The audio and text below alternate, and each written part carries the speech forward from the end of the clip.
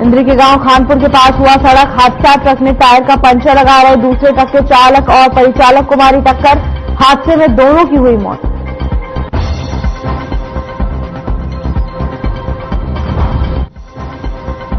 Charkhi Dadri police को मिली बड़ी कामयाबी। युवक की हत्या मामले में एक आरोपी गिरफ्तार। वारदात में इस्तेमाल हथियार किया गया बरामद।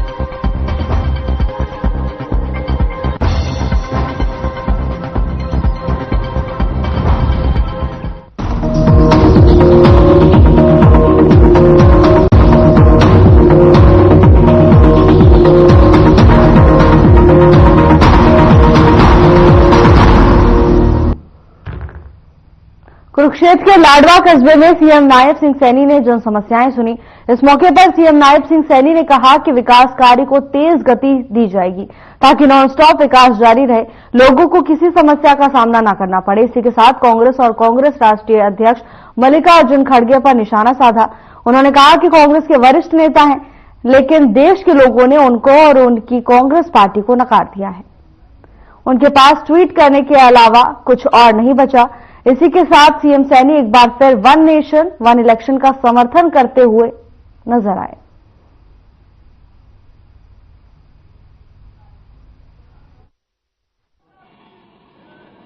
रहना यही पड़ता है और लोगों की समस्याएं जितना समय यहाँ मिलता है उस बीच में आना होता है। उनकी समस्याओं को सुन करके उसके समाधान के लिए वो अधिकारियों को कहा है। आते हैं लोग अपनी समस्याएं लेकर के और मैं समय समय के ऊपर यहाँ अपने परिवार के बीच में रहता हूँ, अपने लोगों के बीच में रहता हूँ। कुरुक्षेत्र में जो भी विकास के कार्य चाहे अधूरे थे या कोई पेंडिंग थे, ऐसे सब कामों को गति से करने का काम वो तेज गति से होगा ताकि यहाँ के लोगों को किसी समस्या का सामना न करना पड़े, उसका समाधान करने का काम हमारी सरकार करेगी।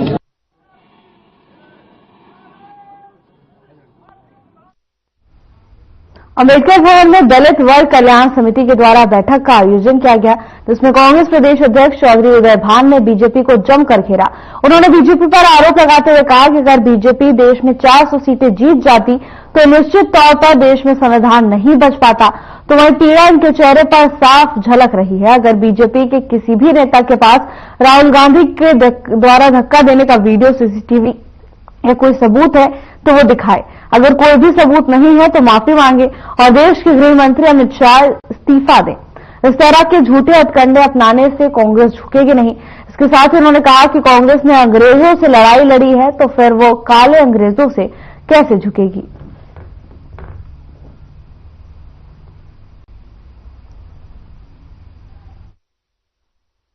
17 तारीख को जिस तरह से देश के गृह मंत्री अमित शाह ने दलितों के, पीड़ितों के, शोषितों के, वंचितों के मसीहा,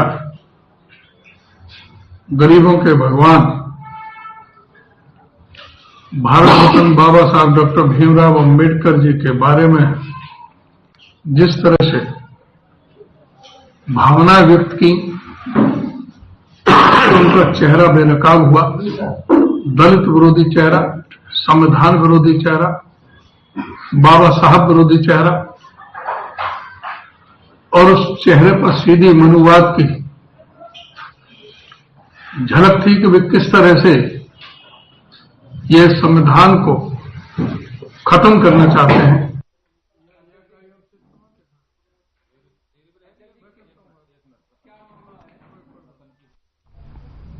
हरियाणा पुलिस प्रशासन में बड़ा फेरबदल हुआ। IPS Saurabh Singh CID chief बने। आईपीएस आलोक मित्तल को डीजीपी एंटी करप्शन ब्यूरो यानी एसीबी में नियुक्त किया गया है।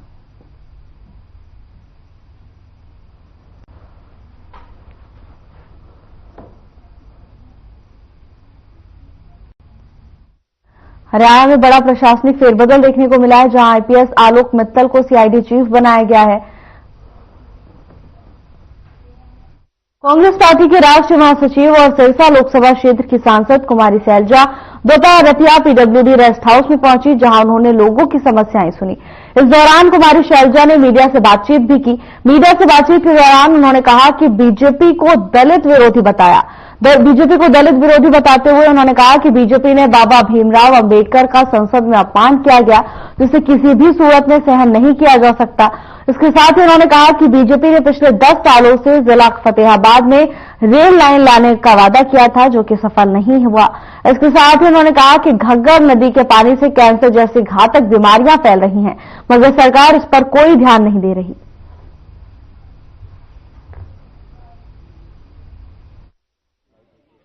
इस प्रकार से देश के गृह मंत्री ने बाबा साहेब का तिरस्कार किया, उन्हें अपमानित किया। देश की संसद में, आज देश की संसद है, हमारा लोकतंत्र है, सब कुछ किसकी देन है? हमारे संविधान की। और हमारे संविधान के मुख्य रचयिता कौन थे? बाबा साहेब भीमराव अंबेडकर। आज उनका नाम भी सम्मान से नहीं लिया जा रहा गृह मंत्री जी द्वारा, बल्कि उनके अपने लोग कह रहे, संसद में सबने कहा कि जी तो बोलो, जी तो बोलो, लेकिन उन्होंने बाबा साहेब को अपमानित किया।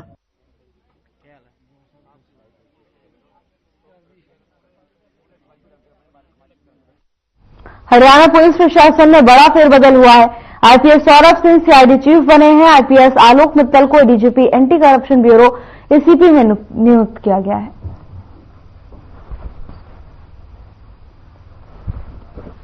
हरियाणा में बड़ा प्रशासनिक फेरबदल देखने को मिला, जिसमें आईपीएस आलोक मित्तल को सीआईडी चीफ नियुक्त किया गया है। अधिसूचना जारी कर यह फैसला किया गया, जिसमें नगर निगम फरीदाबाद के चुनाव के मद्देनजर रविवार को लघु सचिवालय सभागार में ड्रॉ ऑफ लॉट के माध्यम से बीसीबी वर्ग के पुरुष और महिला के साथ ही सामान्य वर्ग की महिला के लिए वार्डों का आरक्षण किया गया। ऐसे में अब नगर निगम फरीदाबाद के सभी 46 वार्डों में से निर्धारित नियमों के अनुसार वार्ड आरक्षित कर दिए गए हैं। एडीसी साहिल गुप्ता के द्वारा विधायक बड़खर धनेश अदलखा और अधिकारियों की मौजूदगी में पारदर्शिता के साथ छोटे बच्चों से पर्चियां निकलवाकर वार्डों का निर्धारित नियमानुसार आरक्षित किया गया। तो वहीं एडीसी साहिल गुप्ता ने बताया कि ड्रॉ ऑफ लॉट प्रक्रिया में पिछड़ा वर्ग बी के लिए पुरुष वर्ग के साथ हेतु वार्ड 42 को, वार्ड नंबर 7 को पिछड़ा वर्ग बी की महिला के लिए आरक्षित किया गया है। इसी प्रकार ड्रॉ प्रक्रिया से सामान्य वर्ग की महिलाओं के लिए वार्ड संख्या 4, 5, 8, 9, 11, 17, 25, 27, 31, 38, 39 और 43 को आरक्षित किया गया है।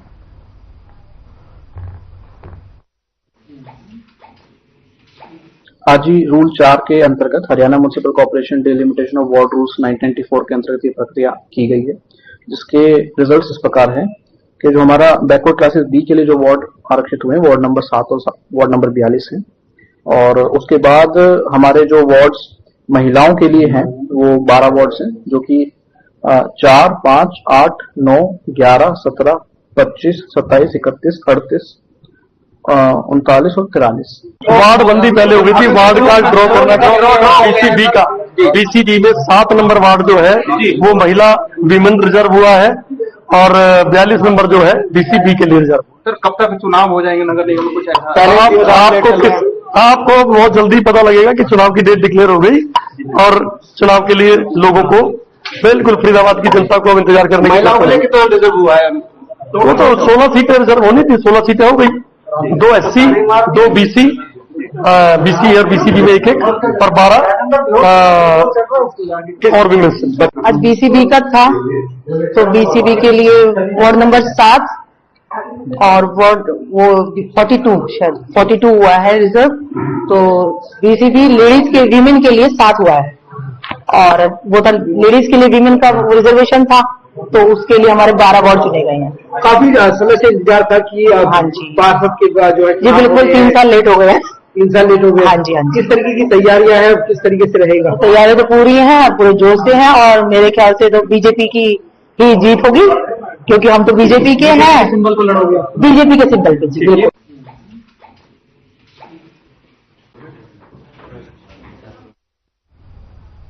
हरियाणा में किसानों की 24 फसलों को एमएसपी पर खरीद की गारंटी सरकार ने दे दी है। एमएसपी पर पहले 14 फसलें खरीद रही थी सरकारी एजेंसियां और अब फसलों को एमएसपी पर खरीदेंगी। कृषि और किसान कल्याण विभाग के अतिरिक्त मुख्य सचिव डॉक्टर राजा शेखर मुंडरू ने 24 फसलों के एमएसपी पर खरीद के लिए अधिसूचना जारी कर दी है। विधानसभा चुनाव की घोषणा से पहले 5 अगस्त को मुख्यमंत्री नायब सिंह सैनी की अध्यक्षता में बैठक हुई। कैबिनेट बैठक में एमएसपी पर जिन फसलों को खरीदने का निर्णय लिया गया था, अधिसूचना जारी होने से अब सिरे पर चढ़ाया जा सकेगा।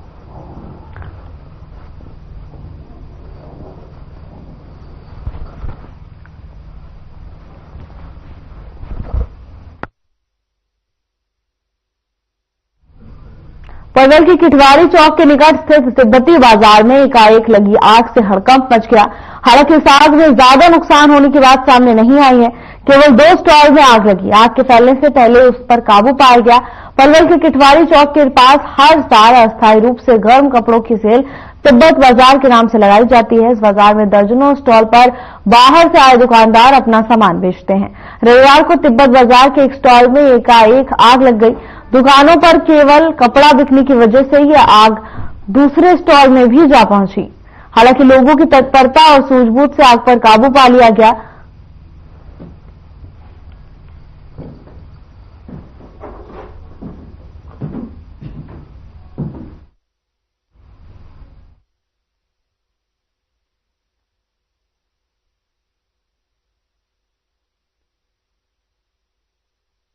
रोहतक गेट क्षेत्रवासियों के लिए राहत भरी खबर आई है। अब क्षेत्रवासियों को पानी की किल्लत नहीं होगी। पानी की पाइपलाइन को ठीक कर दिया गया है। बता दें कि हफ्ते भर से शहर की आधी आबादी त्रस्त थी। जानकारी के लिए बता दें कि भिवानी गांव निनान वाटर वर्कर्स की 16 इंच की पाइपलाइन टूटने की वजह से शहर की आधी आबादी भारतनगर, लोहड़ बाजार, हालू बाजार और रोहतक गेट क्षेत्र की जनता त्रस्त थी, जिसके चलते लोगों को सप्ताह भर से पानी मुहैया नहीं हुआ और काफी परेशानियों का भी उन्हें सामना करना पड़ रहा था। लेकिन अब लाइन को जन स्वास्थ्य विभाग ने कड़ी मशक्कत के बाद दुरुस्त कर दिया है। तो वहीं जन स्वास्थ्य विभाग की माने तो कर्मचारियों ने दिन रात मेहनत करके पाइपलाइन को ठीक कर दिया है।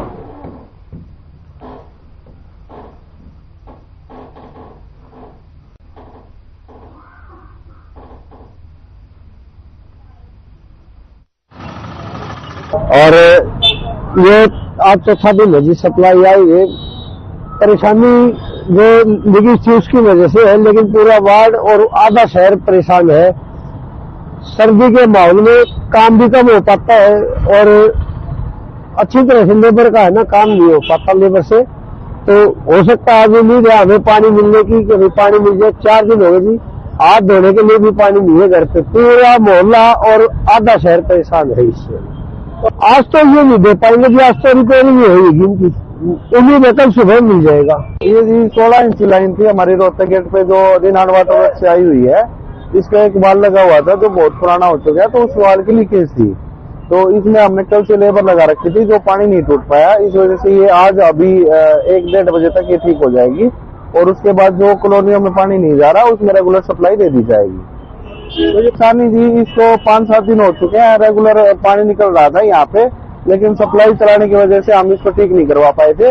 अब इसको प्रायोरिटी पे लेके हमने इसको ठीक करवा दिया है और कल से जो नियमित सप्लाई जो चलेगी पूरे शहर की, ठीक तो पूरी नियमित रूप से समय पर चल पाएगी।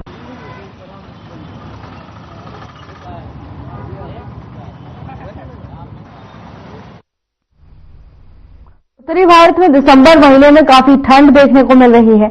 ऐसे में अब घरों में गर्म पानी की जरूरत महसूस होने लगी है। बिजली, कोयला और गैस के दाम अधिक होने से आम आदमी को गर्म पानी के लिए काफी परेशानी हो रही है। लोग गर्म पानी पीने के लिए सस्ते और वैकल्पिक साधनों की तलाश कर रहे हैं। इसी सिलसिले में लोग गर्म पानी करने के लिए हमाम या गर्म पानी करने की भट्टी का प्रयोग करने लगे हैं। लोगों का कहना है कि सर्दी में गर्म पानी के बगैर कोई भी काम नहीं हो पाता है। चाहे वो स्नान करना हो या फिर बर्तन साफ करना हो, सभी के लिए पानी की जरूरत पड़ती है। यहां तक कि पीने के लिए भी गर्म पानी का प्रयोग करना पड़ता है।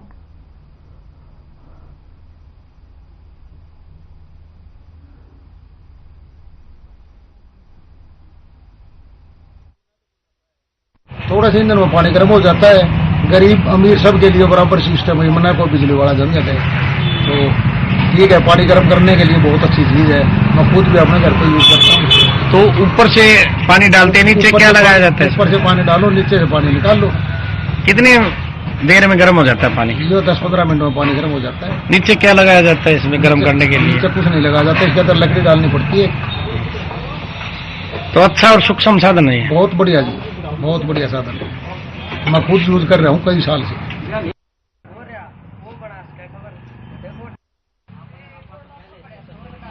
खबर इंद्री के गांव खानपुर से है, जहां करनाल यमुनानगर रोड पर एक भीषण सड़क हादसा हुआ। इस हादसे में एक ट्रक ने टायर पंचर लगा रहे दूसरे ट्रक के चालक और परिचालक को टक्कर मार दी। यह हादसा इतना भयानक था कि हादसे में ट्रक ड्राइवर और कंडक्टर की मौके पर ही मौत हो गई। दोनों के शव ट्रक के नीचे फंस गए। सूचना मिलते ही घटनास्थल पर पुलिस पहुंची और पुलिस ने हाइड्रा की मदद से दोनों शवों को ट्रक के नीचे से बाहर निकाला और पोस्टमार्टम के लिए जिला मुख्यालय भेज दिया है। तो वहीं पुलिस पूरे मामले की जांच में जुटी हुई है। हालांकि आरोपी मौके से फरार हो गए हैं।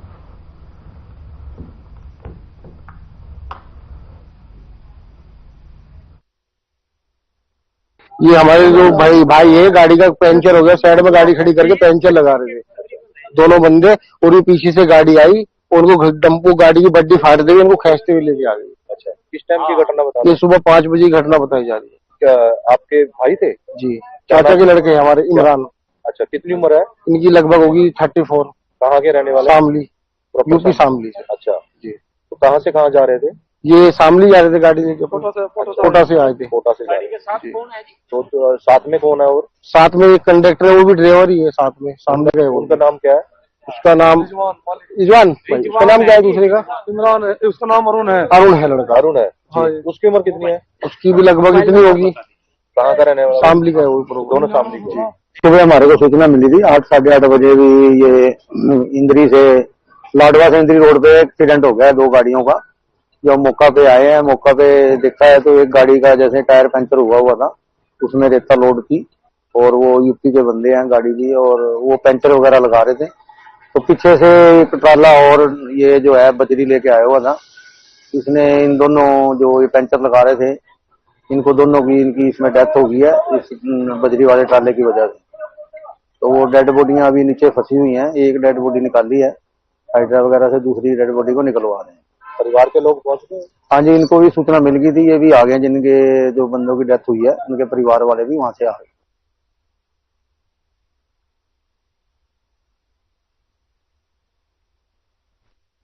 चरखी दादरी पुलिस ने तेज धार हथियार से हमला करके युवक की हत्या मामले में एक आरोपी को गिरफ्तार करने में सफलता हासिल की है। चरखी दादरी डीएसपी सुभाष चंद्र ने जानकारी देते हुए बताया कि थाना सदर चरखी दादरी पुलिस ने गांव चरखी स्थित निजी स्कूल में तेज धार हथियार से हमला कर युवक की हत्या मामले में एक आरोपी को गिरफ्तार करने में सफलता हासिल की है। तो वहीं आरोपी की पहचान करमबीर के रूप में की गई है। पुलिस टीम ने आरोपी से वारदात में प्रयुक्त छुरा बरामद कर लिया है। तो वहीं अभियोग में गहनता से अनुसंधान जारी है। डीएसपी सुभाष चंद्र ने बताया कि आरोपी को चरखी दादरी अदालत में पेश किया जाएगा और 2 दिन का पुलिस रिमांड हासिल किया जाएगा। डीएसपी सुभाष चंद्र ने बताया कि रिमांड अवधि के दौरान आरोपी से गहनता से पूछताछ की जाएगी ताकि वारदात में शामिल लोगों के बारे में पता लगाया जा सके। इसमें एक आरोपी करमबीर निवासी चरखी का है। इसको कल शाम को गिरफ्तार किया गया और आज उसे अदालत में पेश करेंगे और अदालत से 2 दिन का पुलिस रिमांड हासिल करेंगे और रिमांड अवधि के दौरान उसके सह आरोपियों के बारे में पूछताछ करेंगे और प्लेस ऑफ ऑफेंस उसकी डिमार्केशन करवाएंगे। ये जो है ना हमारा 33 का मैटर है और 33 अभी अंडर वे है और कंप्लीट होने के बाद में सारी जानकारी आपको दे दी जाएगी। कारण तो वही है, जो ड्राइवर जो बस का था वो उधर बिकाड़ा के अंदर कोई जो बच्ची आ गई थी, फिर वो आ गया था और वहां से जो है ना इसको भी सूचना लेके वहां स्कूल में बुला लिया था और उसी बात को लेके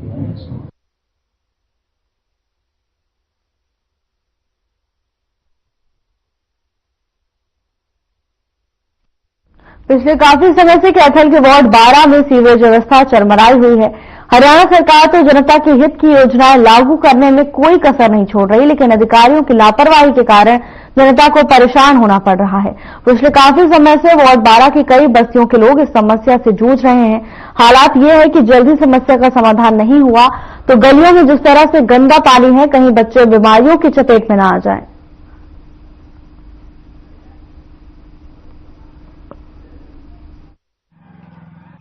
सर हम डीसी साहब से मिलने आए हैं और हम अम्बेडकर नगर के कसोड़ा बस्ती वाले, असोड़ा कॉलोनी वाले और क्योड़ कॉलोनी में, उसमें नहीं सीवरेज का पानी बिल्कुल एक एक गोड्डा गोड्डा पानी चल रहा है जी। और ये पहला पानी इसमें ड्रेन में थोड़ी करते, लेकिन अब ये ड्रेन वाला पानी बंद करके इन्होंने मोटर, जो मोटर चल रही है ना, वो मोटर भी खराब है, 3-4 दिन होगी जी। और लगातार उसमें पूरा वार्ड में गंदगी फैल रही है। हम इसका बारे में कई बार मिल चुके हैं, कह चुके हैं, लेकिन इसके बारे में कुछ भी समाधान नहीं करते। समस्या सीवरेज आ गई है भाई, सीवरेज तुम्हारा गंदगी फैल रही है सारा ही, और कोई प्रशासन को सुनो नहीं रहा। होसलवा फोन करा के ताकि गोली दे हमने तो।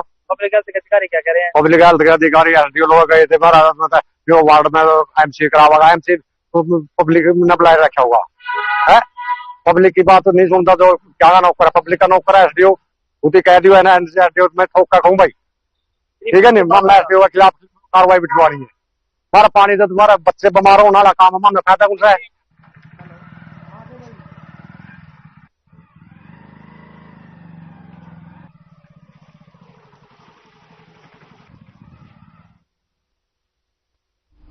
भवानीखेड़ा के जमालपुर गांव में 2 साल के मासूम शाहीन का अपहरण हो गया।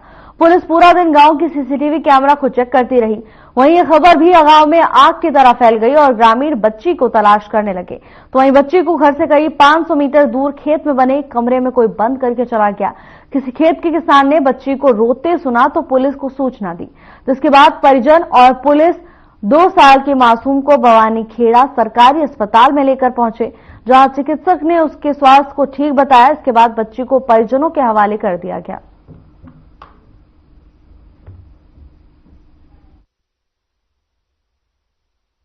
हमें कंट्रोल रूम के माध्यम से सूचना मिली कि जमालपुर गांव में कोई 2.5-3 साल की बच्ची है जो गुम हो गई है घर से खेलते हुए। इस सूचना पर माननीय पुलिस अधीक्षक महोदय व सीनियर अधिकारियों के आदेश से वहां पर थाना की फोर्स, सीआईए की फोर्स और मैं स्वयं वहां पर पहुंचा। गांव के मौजूद लोगों की सहायता से गांव में सर्च किया गया। जो लड़की करीब 4-5 घंटे के बाद गांव से 5-10 किलो दूर एक बंद कोठरी में मिली है।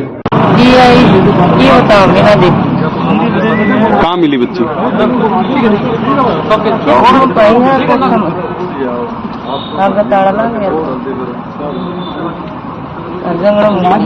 ठीक है जी, बहुत बहुत धन्यवाद। अभी बच्ची स्वस्थ है? हाँ ठीक है जी, डॉक्टरी कर दी डॉक्टर ने बोला है ठीक है, सही सलामत है, सब बहुत अभिवानी और करवाओ नहीं ठीक ठाक है तो हम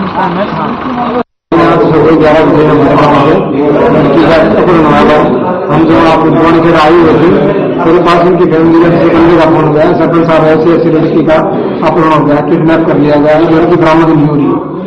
तो मैंने उसी टाइम में देखा 112 फोन करो, गाँव में अपना जो ग्रुप उसमें डाल दिया, ग्रुप में डाल दिया। मैंने 112 फोन करा, पुलिस मौके पर पहुंची। उसके बाद में मैं भवानीखेड़ा से पहुंच गया था। गांव के काफी युवा साथी ने मिलकर गांव को हमारी टीम ने बड़ा जोर देगा ना उसको छानबीन करी। उसके दौरान एसएचओ साहब भी पहुंच गई, सीआईटी भी, पुलिस और प्रशासन की सारी मदद के कारण और गांव के युवा सहयोग के कारण हम इस लड़के को बरामद करने में सफल हुए।